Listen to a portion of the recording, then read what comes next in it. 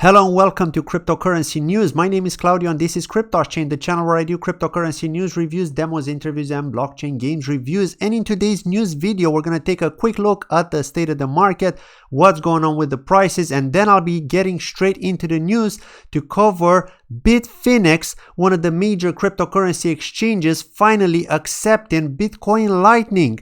And that is really good for mass adoption. That is really good because the problem with Bitcoin till now was that transactions were just too slow. It would take you like half an hour more or less to actually receive the funds on exchanges. Well, now it's going to be very fast because Bitfinex are kicking this off with being one of the top cryptocurrency exchanges to support it. And who knows, we may even see Binance doing that pretty soon, and maybe other ones like KuCoin, BitHumber, maybe even Upbit from Korea. So that will be very interesting. And I'll also be covering some other news from the cryptocurrency project space like Ontology, Enjin, and also Cardano. I've got some news from them too. So I'll try to cover everything in this video. I'm going to be talking a little bit fast to go through each one just to make sure I cover everything. So we'll be looking at CoinMarketCap here, and they've actually changed the website a little bit. As you can see here, it looks a little bit different. Bitcoin is trading at $7,354, so it has broken that support around 7,400 not too long ago when I last done a news video. I think it was 2 news videos ago when I've mentioned that if it breaks 7,400 and we're going to go higher, and we did. We managed to break it after so many retests, but it came back down again, and it was trading at under 7,300 for a while, and now it recovered a bit. Let's have a look at NEO. NEO is trading at $9.04 and Ontology at 62 cents. And let's have a look at the biggest winners and the biggest losers. Let's get that now. And we've got Raven Coin and Matic Network as the biggest winners. And Matic is on fire. Matic is on steroids. It has actually reached 3 cents, and we haven't seen this price since around June, I believe it was, or May. No, it was in May 2019 when Matic actually reached over 3 cents. When it was recently listed on Binance after the Binance hack. So it's amazing to see it on such a big run up because there's a lot of bullish news with Matic, and they'll also be probably going on Coinbase pretty soon, and not to mention Ontology too, and a few others like Harmony. And let's have a look at the biggest losers, and that's the Exchange token, which I think is a pump and dump. Just looking at the volume here and the market cap, and Quant is actually a really good project. I'm going to be covering this in a project review at some point as part of my top 100 crypto project reviews.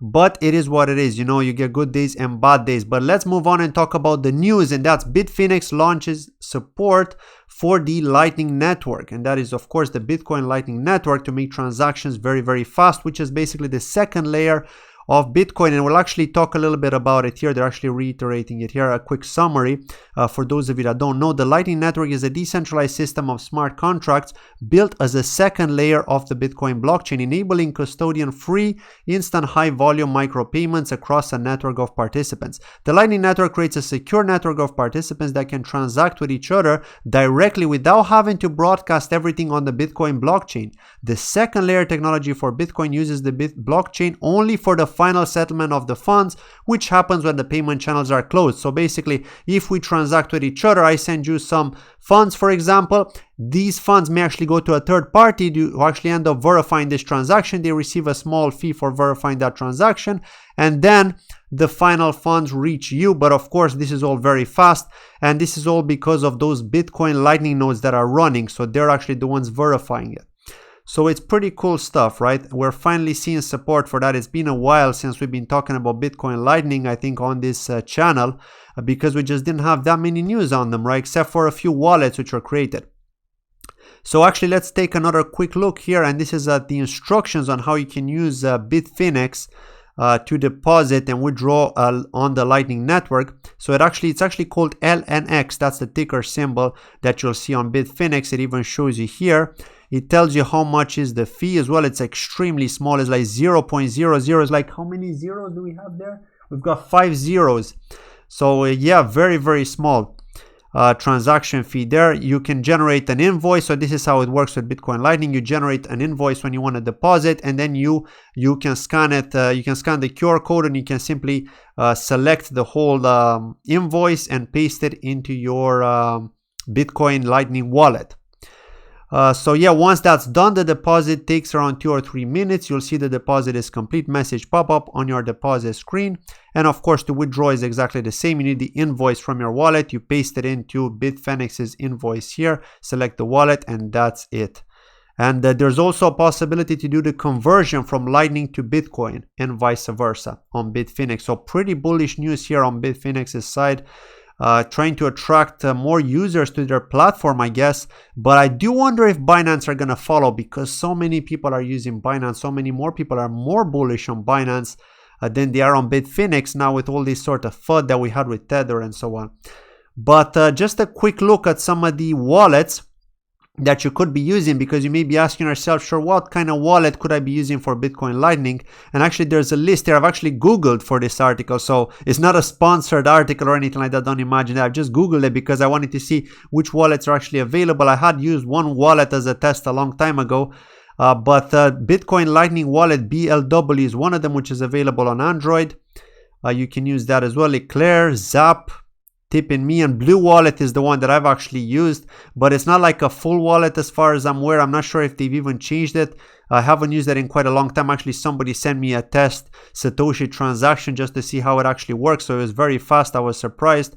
Yeah, I mean, this is pretty much it. This is the list of wallets, and I'm going to be posting the link in the description of the video, of course, together with all the other links that I'll be covering in this video in case you're interested. But let's move on and talk a little bit about the projects. And I want to cover Ontology. I haven't actually covered Ontology and many other projects that I normally cover in quite a few videos. But I really wanted to do a quick catch up here. And this is about Ontology and their partnership with Chainlink. This was actually from the 25th of November. So a lot of you which follow Ontology probably know this. If you don't already follow Ontology, you don't know it. But before I do that, and before I cover what is the purpose of this partnership and how will it help Ontology and also Chainlink, I just want to cover some of the latest news from them regarding the donations here, right? So they're basically supporting Bitcoin Tuesday, which is a non-profit initiative allowing crypto donations, and with donations going towards causes like Save the Children and more. Find out what you can do to help. So basically Ontology are specifying here that you could access Bitcoin Tuesday if you want to donate in cryptocurrency for a good cause, for charities. And I've actually had a look at this website. It looks pretty good here. So you've got a list of all the different foundations that you can support. For example, the Save the Children Foundation, let's say you want to click on that and you want to donate. There are options here in various cryptocurrencies, and if Ontology is not listed, you can request it. I'm not exactly sure how you can even get Ontology on there, because they said that they've supported it. I assume they supported it by depositing themselves. They maybe asked them if they could generate an Ontology wallet, an Ontology address, and then send it out. Or maybe they just paid another cryptocurrency, but I'm surprised Ontology is not here considering that they're supporting this. Maybe they did decide to pay in a different cryptocurrency, but yeah, you can choose Bitcoin, Ethereum, Litecoin, Bitcoin Cash, Zcash, and GUSD.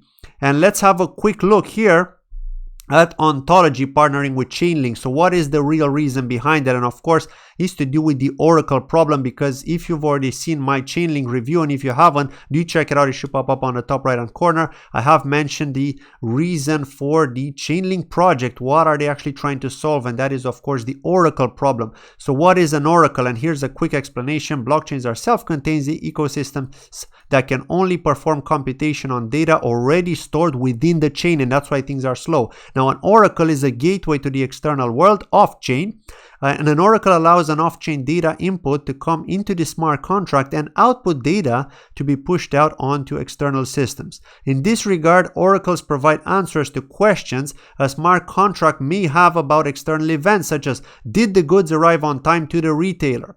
Oracles also allow smart contracts to use this information to trigger changes in the real world, such as triggering a payment on an existing payment system upon the arrival of goods. So this is actually very good. And here's another explanation if you're not entirely sure what oracles mean and what is the actual purpose. And this is really well explained here. So basically, think of a smart contract as a person surfing the internet. So me, right now, I'm surfing the internet. And an oracle is the internet service provider. Now, when a person browses online, the ISP enables them to seamlessly connect on the backend to all their favorite websites, but unfortunately, the ISP is also able to control what you see. Now this gives the ISP a huge amount of power over the users. It can effectively shape their thoughts and actions, and here's where we get all those different ads popping up. Well, of course it's not the case here because we're talking about blockchain. There are no ads, right? These oracles are kind of acting like the ISP provider, right? They're trying to facilitate the transactions, the inputs and outputs from the smart contract.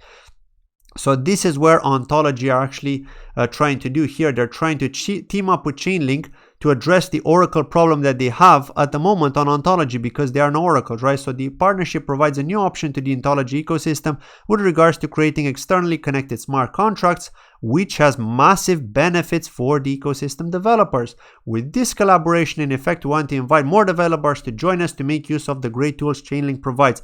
And I'm actually really surprised that Ontology have done this. It just shows you that Ontology are not joking around. They weren't even an ICO, and people have been flooding them for a while because of the price crash and all this sort of stuff. But it just shows you Ontology are really fighting hard to grow their project, to spread the word, to spread awareness.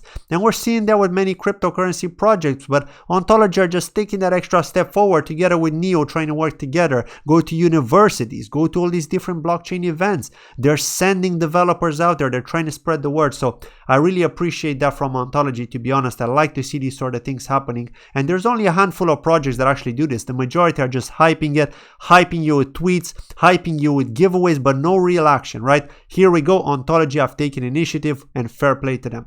And let's move on and talk about Enjin. So Enjin are kind of updating us on all these different games that we've seen released on Enjin. One of them, for example, being 9 Lives Arena. I've actually done a review on 9 Lives Arena. Do check it out. It should pop up on the top right hand corner. It's been a while since I've done a blockchain game review, and I really should be doing another one soon.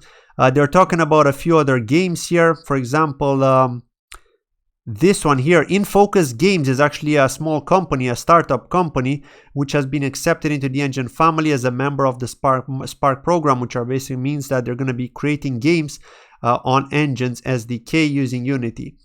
Who else do we have here? Let's see. Oh yeah, and a few other games like a sci-fi top-down shooter, Explore Conquer, built by InFocus Games, called Pathfinders. There's a trailer here, and also Clash of the Aces, which is also developed by InFocus Games. So InFocus Games are basically bringing all of these games onto Enjin. Now, they've probably been already developed, and they're just kind of trying to focus and focus their way towards the blockchain.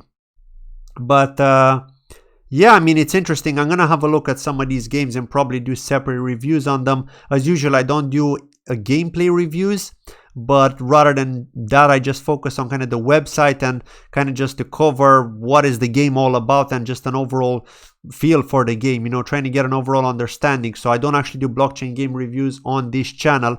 I probably should have a different channel, but it just takes so much time to play games and to actually do a proper review of a game that it is hard to do that, right? So finally, let's move on and talk about the last piece of news, and that's about Cardano.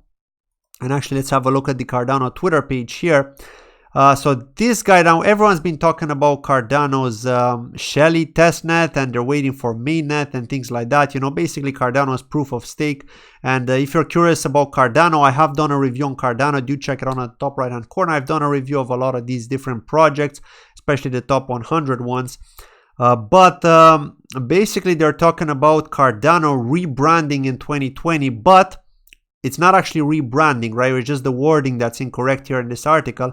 It actually means that they're refreshing as in changing the way they act, changing the marketing. And here we go. If we go to this article, Cardano are doing a brand refresh in 2020. That's what Charles Hoskinson said.